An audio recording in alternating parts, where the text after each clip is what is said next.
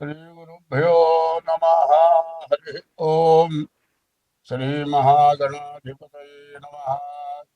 श्रीमहासरस्वत्यै नमः। श्रीगुरुभ्यो नमः। हरि ओम।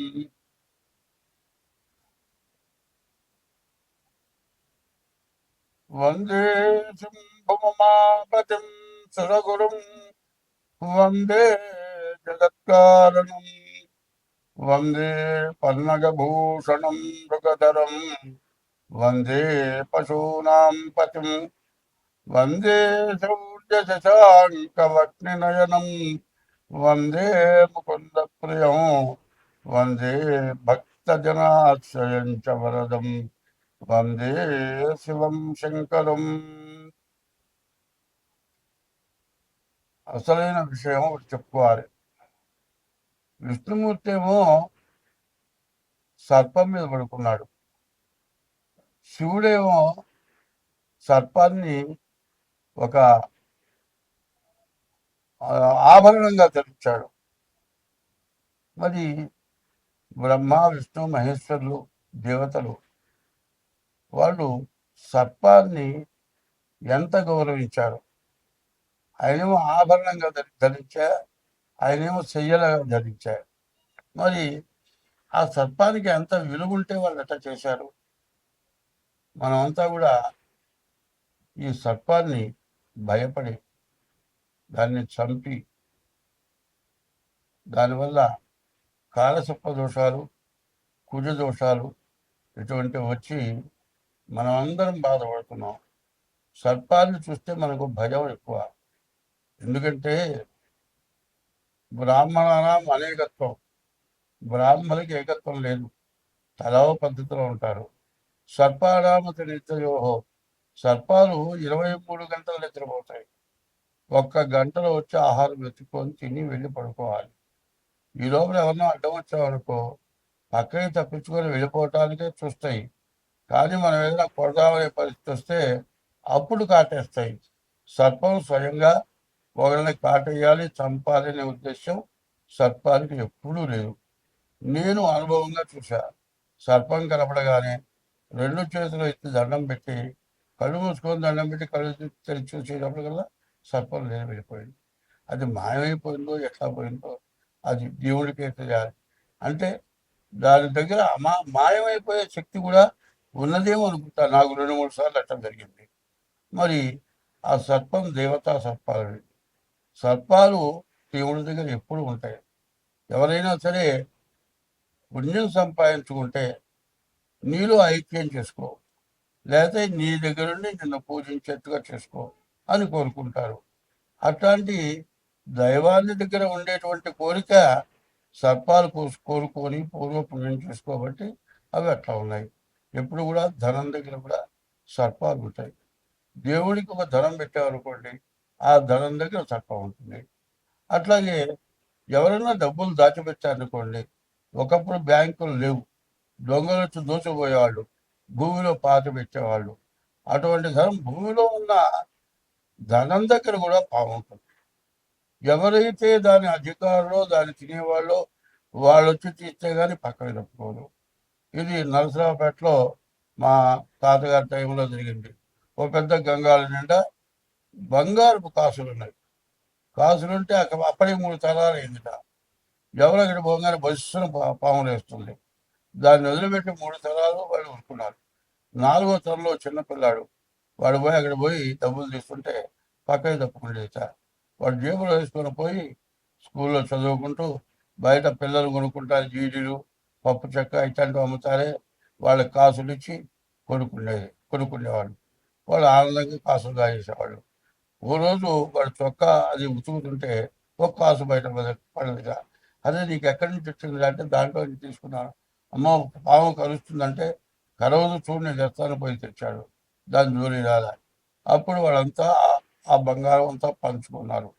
అట్లాగే దైవం ఎంత గొప్పవాడో అట్లాగే సర్పం కూడా అంత విశేషమైన గొప్పది. ఎట్లా అంటే మనిషి చచ్చిపోకుండా, ప్రాణం పోకుండా ఎన్నాళ్ళు గుట్టగుట్టలాడుతూ మంచంలో ఉండిపోయి నోట్లో పోస్తే గుట్టకేస్తాడు. ఇది కూడా మంచంలో వస్తుంటాడు. అటువంటి వాడికి పాము విషం పెడతారు మందుగా, అది పెడితే బతుకుతాడు. అట్లా చాలా జరుగుతున్నాయి. ఇప్పుడు చూడండి, ఎయిడ్స్ వ్యాధికి వచ్చేప్పటికల్లా పాము విషమే ఎయిడ్స్ వ్యాధికి వాడుతున్నారు. ఇది కూడా కాకుండా ఈ తేలు మందు, కొన్ని వ్యాధులు వచ్చినాయి, ఏది కుష్ఠరోగం లాంటి వ్యాధులు, అటువంటి వాటికి తేలు మందు వాడుతున్నారు. కాబట్టి భగవంతుడు యొక్క నమ్మేవాడు ఎవడైనా సరే ప్రతి జీవరాశి దైవంగా నమ్ముతారు.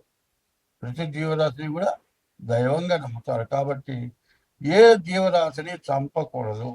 మనం వదిలిపెడితే దాని అది వెళ్ళిపోతుంది. ఇంట్లోకి వచ్చిన పాము కూడా దాని వెళ్ళిపోయిన రోజు నాకు జరిగింది. మా ఇంట్లో మా అమ్మాయి గారింట్లో దాదాపు 2 బార్ల పాము కలిపేసారి వెళ్ళిపోయింది. దాన్ని కొట్టించాలంటే 5 నిమిషాలు పడుతుంది. 10 మంది వస్తారు, కొడతారు. ఒక ఆడ మనిషి ఉంది, అది ఒక్కటే పాము చంపుతుంది. మరి వెన్ను కూడా అనుభవపూర్వకంగా చెబుతున్నాను. ఇది చెప్పింది ప్రతి రాశిలో కూడా వెయ్యాలి. ఎందుకంటే పాము జోలికి ఎవరు పోవద్దు. పాము జోలికి పోయినట్లయితే కాల సర్పయోగం కుజ దోషం, కాల సర్ప దోషం, కుజ దోషం వస్తుంది. అందువల్ల పావుని చంపిన వాళ్ళందరికీ కూడా పెళ్లి కాకపోవటం, పెళ్ళైతే భార్యాభర్తలకు అనుకూలత లేకపోవటం, గర్భిణీలు పోవటము, పుట్టిన పిల్లలు ఏదో రకమైన అవయవం లోపము, లేకపోతే కళ్ళు కాళ్ళు ఏదో రకం తక్కువ జనం, బాగా ఆరోగ్యంగా అంతా బాగున్నాడు అనుకోండి, వాడు పూర్తిగా చదవలేదు. అట్లా ఏదో రకమైన ఆ పావును చంపిన ఆ పావు శాపం తగిలి ఆ పాము వల్ల చాలామంది ఇబ్బంది పడుతున్నారు. కాబట్టి దీన్ని అందరికీ తెలియపరచాలి అనే ఉద్దేశంతో ముందుగా చెబుతూ ఉన్నాను. ఇది ప్రతి రాశికి కూడా జత చేయమని మరి కమిటీ మీ టీవీ వాళ్ళని కోరుతూ ఉన్నా. స్వస్తి. 2026 సంవత్సరం 4వ రాశి కర్కాటక రాశి, మే నెల మాస ఫలితాలు తెలుసుకుందాం. ఈ మే నెల ఈ కర్కాటక రాశి ఎట్లా ఉంది అంటే, అసలు కొంతమందికి సద్గుణాలు ఉంటాయి. ఎన్ని కష్టాలు వచ్చినా వాళ్ళ బుద్ధి మానదు. అన్నం దొరకటం లేదండి, ఒక సూర్యుడు బియ్యం కొనుక్కొచ్చి 4 రోజులు పస్తుపడుకొని ఆ రోజున అన్నం వండుకుంటే 2 చుట్టాలు వస్తారు. వాడి స్వభావం ఏంటంటే ఎవడికోటి పెట్టే స్వభావం, పెట్టకుండా తినే లక్షణం లేదు. వాడికి భోజనం పెట్టి మిగిలింది తలా ఒక ముద్ద తింటారు. ఈ కర్కాటక రాశి లక్షణం అంతా విశేషమైన మంచి లక్షణం. కర్కాటక రాశిలో రామచంద్రమూర్తి పుట్టాడు. రాముడు దేవుడు ఎందుకైనాడా అంటే, తండ్రి మాట విని అడవికి వెళ్ళాడు. సవతి తల్లి మాట ఎగర్తించలేను. రాజ్యాభిషేకం పోగొట్టుకున్నాడు. వనవాసానికి వెళ్ళాడు.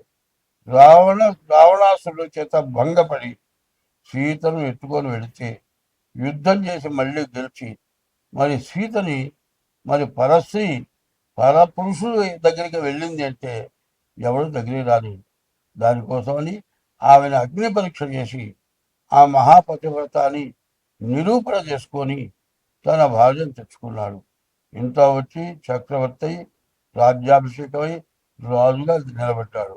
ఇంత రాజుగా నిలబడితే ఏమి అక్షరాలు రాని చాకలి వాడు ఏమన్నాడు, అత్తతో పిల్లలతో కొట్టాడి రాముడు లాంటి ఎవరు కాదు, నేను పరాయ పురుషులు తొలిలేని పిల్లాన్ని మళ్ళీ తెచ్చిపెట్టుకున్నాడు.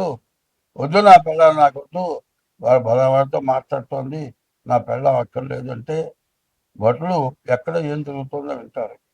రాముడి గురించి ఎవరు మంచి అనుకుంటున్నారా చెడు అనుకుంటున్నారా? మంచి అనుకునేదే ఎక్కువ మంది. ఒక చెడు అనుకున్న మాట చెప్పాల్సి వచ్చింది. లేదా అంటే తప్పనిసరి చెప్పాడు. ఇదిగో చాకలోడు ఇట్లా అన్నాడు. అందుకోసం గర్భిణీతో ఉన్నటువంటి భార్యని అడవులు పాలు చేశాడు. ఇవాళ రోజున భార్య తప్పుడు పనిచేస్తే కూడా దాచిపెట్టుకొని పెళ్ళంతో కాపురం చేస్తున్నారు. ఎందుకు అది తప్పని కూడా నేను అంటలా.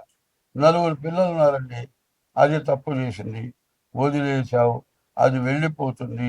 ఆ 4 పిల్లలకి తల్లి ఎక్కడ ఉండదుగా. మరి వీడికి ఇంకో పెళ్లి చేసుకున్నాడు అనుకో, పిల్లలు అన్యాయం అయిపోతారు, అనాథలు అయిపోతారు. కాబట్టి తల్లి తప్పు చేసినా, ఎటువంటి పొరపాటు పనులు చేస్తున్నా చేతనైనంత వరకు మంచిగా చెప్పుకొని పిల్లల్ని దగ్గర పెట్టుకొని మంచివాడు కాపురం చేస్తాడు. ఒకడు అంటాడు చెడుగా తిరుగుతుందిరా నీ పెళ్ళాం, ఏదో బట్టి కాపురం చేస్తున్నారా అంటాడు. ఆ మాట అనేవాడు పిల్లల్ని పోగొడతాడా? పిల్లలు చేయగలుగుతాడా? ఆడపిల్లలకి జడేయగలుగుతాడా? ఇన్ని బాధలున్నాయి. ఈ బాధ్యతలు కన్న తల్లి తప్పితే రెండో వాళ్ళు చేయలేరు.